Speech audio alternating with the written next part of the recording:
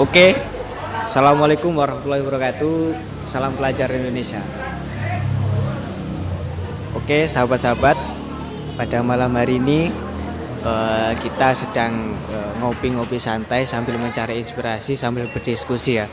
Jadi pada malam hari ini ya sambil ngopi juga kita harus ada sebuah pembahasan sehingga nanti tetap kita bisa memberikan edukasi ataupun informasi-informasi yang positif untuk sahabat-sahabat pelajar desa tentunya. Jadi ambil sisi positifnya, buang sisi negatifnya. Oke, pada malam hari ini kita ingin berdiskusi mengenai karakter. Jadi ini yang menjadi mungkin pertanyaan mungkin sahabat-sahabat juga. Kadang kita itu masih bertanya-tanya mengenai karakter. Jadi karakter diri kita itu seperti apa? Mungkin teman-teman sahabat-sahabat juga masih bingung. Oke, saya tanya dulu kepada Mas Sayat. Menurut Samen, karakter itu sebenarnya seperti apa, Mas? Karakter itu apa? Karakter itu mungkin lebih tepatnya jati diri sih. Karakter itu sebenarnya itu membentuk siapa kita ini siapa. Kadang persepsi orang itu berbeda. Persepsi orang, kebanyakan orang itu hidup itu mencari dirinya sendiri seperti itu. Padahal sebenarnya itu kita hidup itu membentuk diri kita sendiri. Kita mau menjadi seperti apa? Ada yang mengatakan bahwasanya orang hidup itu menulis ceritanya sendiri. Yang dimaksud menulis cerita sendiri itu kita membentuk diri kita sendiri. Siapa diri kita? Itulah yang karakter. Jadi yang saya maksud karakter itu sebenarnya ya apa? Diri kita sendiri, mencari jati diri. Ya. Jati diri karakter. Oke. Itu pendapat saya. Ya, oke pendapat. Ini pendapat yang lain bisa saja berbeda. Oke, kita tanyakan kepada Mas Imron. Jadi menurut Samen gimana Mas mengenai karakter? Jadi karakter itu sebenarnya apa? Karakter itu kan suatu bentuk emosional seseorang secara individu yang pastinya akan berbeda di antara satu dan yang lain. Dan karakter itu terbentuk mungkin bisa dari eksternal maupun internal, termasuk lingkungan. Lingkungan itu bagian daripada eksternal daripada pembentukan sebuah karakter setiap manusia. Jadi manakala dalam lingkungan itu terdapat situasi yang positif ataupun negatif, terkadang mengalirlah sebuah dorongan daripada emosional manusia itu. Jadi terkait masalah karakter adalah memang bentuk ekspresi secara emosional terhadap sisi manusia. Jadi seperti itu.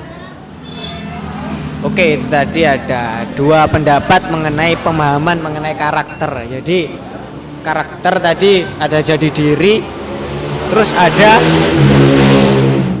sisi-sisi yang mempengaruhi, yang membentuk karakter diri baik dari eksternal maupun internal. Jadi permasalahannya seperti ini. Kadang teman-teman sahabat-sahabat itu masih bingung, ingin mencari karakternya itu seperti apa. Bahkan muncul ide ataupun cara-cara sahabat-sahabat itu kadang apa ya untuk mewujudkan karakternya sampai meniru mungkin idolanya ataupun artis-artis. Contohnya sampai meniru Deddy Corbuzier, meniru Agus Koda, bisa saja seperti itu. Jadi menurut Samen bagaimana ketika ada teman-teman atau sahabat-sahabat yang sampai ingin apa ya karakternya terlihat tapi hanya meniru gitu loh, meniru orang yang mungkin mereka idolakan itu bagaimana? Seperti ini, begini. Kalau kita bicara soal meniru, kita menirukan seseorang dalam membentuk karakter kita. Itu sebenarnya kalau menurut saya pribadi, itu menurut saya mungkin kurang benar. Karena ada yang mengatakan jadilah diri sendiri, be yourself, love yourself. Jadi seperti itu. Kalau kita mungkin fans atau mungkin mengidamankan seseorang, mengidolakan seseorang itu nggak apa-apa. Tapi untuk meniru karakter dari idol yang itu yang kita tiru tadi mungkin kalau menurut saya pribadi ini Mas ya, mungkin itu menurut saya nggak cocok saja seperti itu. Menurut saya ya jadilah diri sendiri, bentuk diri sendiri. Kita mau menjadi orang yang seperti apa itu dari seperti itu mungkin. Jadi untuk membentuk karakter diri kita sendiri, yang pertama sendiri karakter itu terbentuk karena adanya prinsip yang kita percaya, kata-kata yang kita percaya. Mungkin kita pernah ada seseorang mempunyai prinsip. Prinsip itu adalah sebuah kata-kata yang dimana kita percayai, seperti itu. Andai kata orang punya prinsip seperti ini, wani mergo bener, wedi mergo salah. Ketika orang mempunyai prinsip seperti itu, otomatis karakternya akan terbentuk karena prinsip tadi. Pasti seseorang itu prinsipnya nggak satu saja, pasti ada lebih dari satu, pastinya seperti itu. Kalau itu semua digabungkan, itu pasti membentuk karakter kita, dan karakter kita pun akan pasti menentukan bagaimana kita menyikapi segala sesuatu, dan sikap kita dalam segala sesuatu menentukan bagaimana nasib kita dalam hidup ini, seperti itu. Oke, berarti menurut sampean bahwasanya ketika ada sahabat-sahabat itu yang ingin membentuk karakternya sampai meniru idolanya, itu berarti kurang pas. Yang pas adalah be yourself, jadilah diri kalian sendiri, seperti itu ya. Oke, Mas Imron, kalau ada permasalahan seperti tadi yang saya jelaskan, bahwasanya ada sahabat-sahabat itu yang ingin menonjolkan karakternya, membentuk karakternya, tapi masih meniru daripada idolanya, itu bagaimana menurut sampean? Jadi gini ya Mas Gafar, ya, terkait masalah karakter itu tadi saya sudah mengatakan bahwasanya karakter itu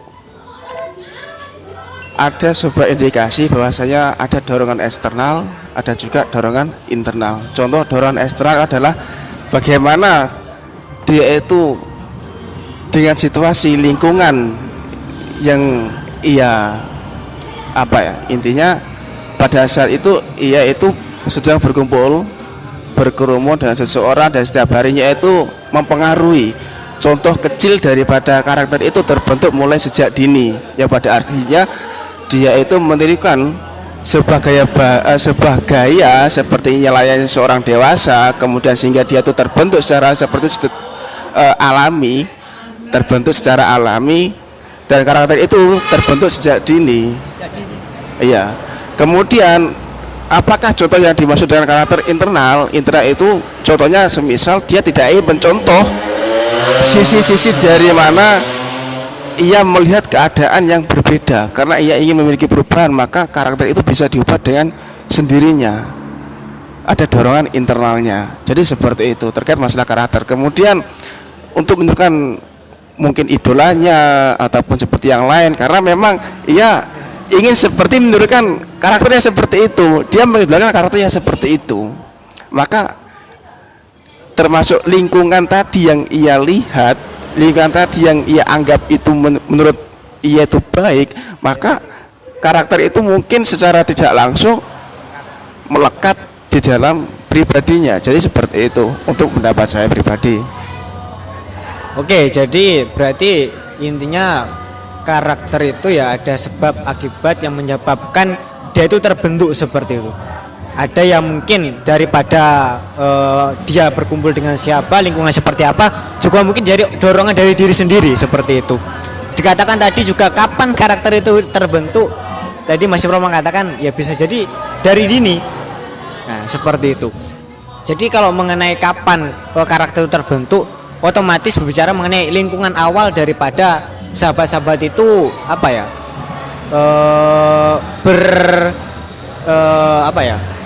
setiap hari bertemu, yaitu keluarga, pasti kalian keluarga.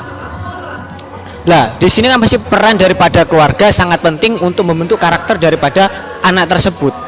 Nah, kadang zaman sekarang tahu sendirilah ya, orang tua banyak sekali sibuk dengan pekerjaannya sampai melupakan daripada tugas utamanya untuk memberikan edukasi awal kepada anaknya, sehingga itu akan mempengaruhi pertumbuhannya. Lah, di sini mengenai zaman sekarang yang era serba cepat, teknologi, otomatis anak-anak diberikan sebuah teknologi yaitu handphone, yang mana di sini dia bisa mengakses dan melihat semua yang bahkan dia tidak bisa lihat di lingkungannya, sehingga dapat mempengaruhi karakternya nanti. Nah, ini bagaimana sikap orang tua sebaiknya itu bagaimana sih ketika melihat hal seperti ini? Karena ada permasalahan ya, kita kan nggak tahu, setiap orang tua itu kan berbeda-beda. Menurut saya kalau bagaimana itu kalau ada permasalahan seperti itu? Sebenarnya mengenai anak, kita membentuk karakter anak itu terutama pertama mungkin orang tua adalah harusnya itu dekat dengan anak, dan tugas orang tua adalah yang pertama itu bagaimana anak itu menganggap orang tuanya adalah seorang idolanya. Sebenarnya seperti itu adalah tugasnya sebenarnya. Bagaimana kita membentuk karakter biar anak itu ikut dengan orang tuanya. Pastinya orang tua harus menjadi idola bagi seorang anak, seperti itu. Kalau sering ditinggal dengan melakukan pekerjaan, anaknya sering tidak terurus dan sering dipegang HP, itu justru menjadi sesuatu yang sangat rawan bagi karakter si anak tadi.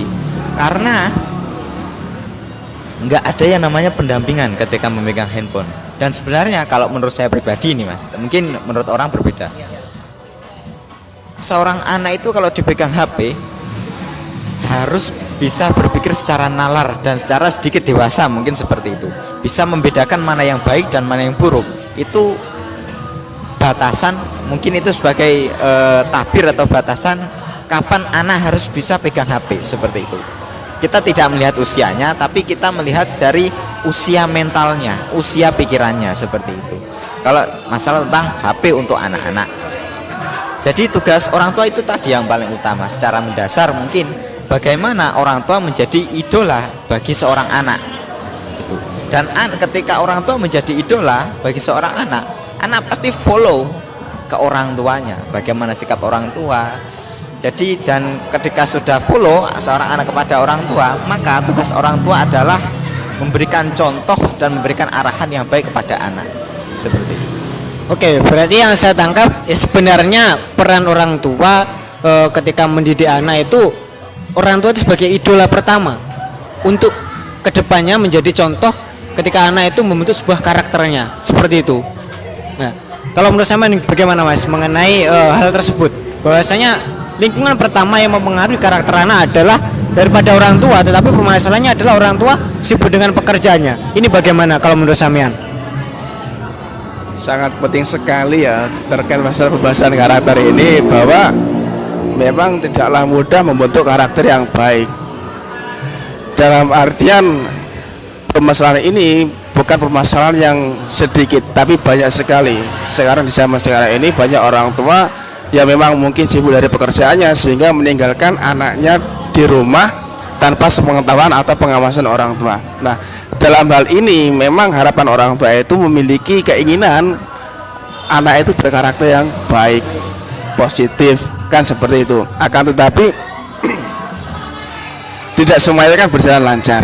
Nah, dalam mengatasi hal ini adalah bagaimana caranya orang tua itu bisa mengawasi tanpa ada di sampingnya. Mungkin kalaupun diberi handphone bisa jadi dikatakan sebuah pengawasan yang harusnya itu menjadi berpikir dewasa kembali untuk orang tua. Contoh misalkan seandainya anak itu diberikan HP atau handphone, zaman sekarang itu teknologi sudah sangat canggih sekali. Kemudian bagaimana cara mengawasi orang tua itu dari jarak jauh? Kita bisa melakukan sebuah video call di mana tempat anak-anak itu berkumpul. Kemudian jikalau memang orang tua itu merasa bahwa anaknya itu berkumpul di suatu tempat yang sekiranya itu kurang nyaman ataupun merasa khawatir, mengkhawatirkan orang tua, maka orang tua di situ juga harus mengambil peran bahwasanya tempat ini tidak baik untuk anak usia sekian. Kemudian pengawasan itu juga harus lebih teliti lagi terhadap orang tua. Maka selaku orang tua, jikalau ingin memiliki anaknya itu memiliki karakter yang baik, maka walaupun sesibuk apapun, pengawasan itu harus tetap terjaga. Jadi seperti itu. Pengawasan mungkin tidak bisa di samping, maka dari jarak jauh menggunakan handphone, video call ataupun telepon, kamu lagi di mana, di video call kan bisa tahu tempatnya sekarang itu di mana, sekarang waktunya apa, kan seperti itu. Mungkin itulah solusi daripada bagaimana caranya orang tua mengawasi keadaan yang seperti itu. Oke, artinya berarti seperti ini. Kalau pastilah semua orang tua itu mengharapkan anaknya itu memiliki karakter ataupun kepribadian yang baik. Itu pasti semualah lumrah. Kita tidak bisa pungkiri itu. Tetapi kadang situasi dan kondisi memaksa orang tua ini lengah ketika mengawasi daripada anak itu sendiri, sehingga mengganggu perkembangannya, seperti itu kan. Perkembangannya terganggu sehingga karakternya akan meniru daripada apa yang dia lihat, apa yang dia kumpuli, seperti itu. Sehingga bisa jadi negatif, bisa jadi positif. Nah, kurang lebihnya seperti itu kan. Lalu pesan-pesan untuk sahabat-sahabat ya, yang mungkin sekarang tuh saya yakin masih banyak sekali yang bertanya-tanya sebenarnya karakter diri saya itu seperti apa, karakter diri saya itu seperti apa, bahkan sampai bertanya ke teman-temannya gitu loh. Itu bagaimana kita menyikapi hal tersebut? Kadang ya saya sendiri kadang bingung karakter saya seperti apa, bahkan ya mencari karakter sampai sekarang yang belum ketemu. Kalau di serial Naruto seperti itu kan, kita mencari karakternya seperti apa, digambarkan. Nah, teman-teman yang masih bingung dengan karakternya, pesan-pesan sampean menurut sampean gimana pesannya? Mungkin hal seperti itu orang yang masih bingung karakternya saya itu bagaimana. Mungkin yang pertama mempertanyakan diri sendiri. Saya orangnya mau jadi orang yang seperti apa itu. Dan saya punya tujuan apa, itu yang pertama. Dan kalau sudah menemukan hal itu, maka menentukan adalah sebuah prinsip, kata-kata yang mereka percayai. Prinsip apa yang saya harus pegang dalam hidup ini? Prinsip apa? Nanti kalau sudah membentuk prinsip-prinsip yang mereka percayai, maka karakter tersebut pasti terbentuk dengan sendirinya dengan mempercayai prinsip yang dipercayai tadi. Iya. Kalau menurut sampean gimana Mas mengenai itu? Banyak sekali teman-teman yang masih bertanya-tanya kepada dirinya sebenarnya karakter saya itu seperti apa. Sampai menonton kartun kan, kartun Naruto dan lain sebagainya untuk mencari karakternya seperti apa. Kalau menurut sampean gimana ini? Pesan-pesan teman-teman ini. Masih mencari karakternya. Jadi terkait hal ini, masalah bagaimana sih karakter saya itu ya. Jadi mudah saja mungkin kita tidak bertanya kepada teman, walaupun bertanya pun mungkin teman bisa saja berbohong. Mungkin teman mengatakan kamu ini seperti ini loh, kamu baik, kamu itu care, kemudian enak diajak ngobrol, orangnya seperti ini, seperti ini. Tapi hal itu bukan menjadi sebuah patokan. Dalam artian bagaimana yang namanya tindakan itu kita tidak ya mungkin teman bisa saja berbohong lah. Artinya walaupun tindakan kita mungkin egois lah ataupun seperti apa, mungkin kalau teman mengatakan pasti hal-hal positif yang akan disampaikan. Akan tapi kalau diri kita itu ingin tahu karakter kita itu seperti apa, ingin tahu sifat kita seperti apa, bahwasanya bagaimana cara orang itu memperlakukan kita, bagaimana cara orang itu memperlakukan kita. Kalau orang itu dengan kita itu enak, kemudian dengan kita itu mudah, loyal atau bagaimana, mungkin kita memang seperti itu. Artinya semua akan kembali kepada diri kita sendiri. Iya, tercermin. Maka seseorang itu tidak akan bisa berbohong jikalau tindakan itu sudah menjadi tindakan itu menjadi sebuah jawabannya. Jadi seperti itu. Mungkin kita bingung seperti apa sih karakternya. Lah, mungkin dari kita sendiri walaupun tidak bertanya kepada seorang pun, tapi kita bisa melihat tindakan mereka kepada kita. Kalaupun tindakan mereka itu mungkin tidak bisa kita terima, mungkin kita harus bertanya kepada diri kita sendiri. Jadi seperti itu terkait masalah bagaimana sih karakter kita itu seperti apa, kan seperti itu. Oke, jadi untuk sahabat-sahabat semuanya ya. Jadi mengenai karakter sebenarnya teman-teman semua itu sudah memiliki karakternya sendiri-sendiri, karakternya masing-masing. Tapi kadang kita itu masih bertanya karakter kita itu seperti apa. Tapi kuncinya di situ. Yakinlah kalian sudah punya karakter kalian masing-masing. Tinggal kalian bagaimana mengolah dan memperkuat karakter kalian itu, karakter sahabat-sahabat, sehingga karakter sahabat-sahabat itu bisa lebih menonjol, bisa lebih terlihat seperti itu.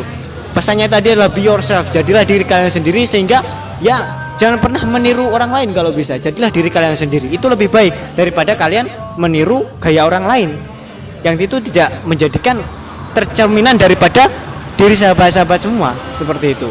Nah, itu tadi. Jadi sedikit kita tercerahkan lah mengenai karakter. Bahwasanya karakter itu sebenarnya kita sudah punya, tinggal bagaimana kita mengolah dan memperkuatnya sehingga nanti itu menjadi ciri khas. Nah, yang mana ketika orang bertemu dengan kita secara langsung maupun tidak langsung, orang itu akan tahu, oh berarti karakternya seperti ini, oh berarti ini si dia. Karakternya seperti oh ini si dia. Ketika kita merubah, orang lain akan tahu, oh kemarin kamu tidak seperti ini bukan karaktermu. Nah, seperti itu. Nah, mungkin itu tadi diskusi kita, wawancara kita mengenai karakter. Mungkin dari sini monggo silakan sahabat-sahabat ambil sisi positifnya. Kalau ada sisi positifnya monggo diambil, kalau ada sisi negatifnya jangan diambil. Seperti itu ya. Oke, terima kasih untuk sahabat-sahabat pelajar desa sudah menyaksikan video ini. Salam pelajar desa, dari desa untuk bangsa. Wassalamualaikum warahmatullahi wabarakatuh.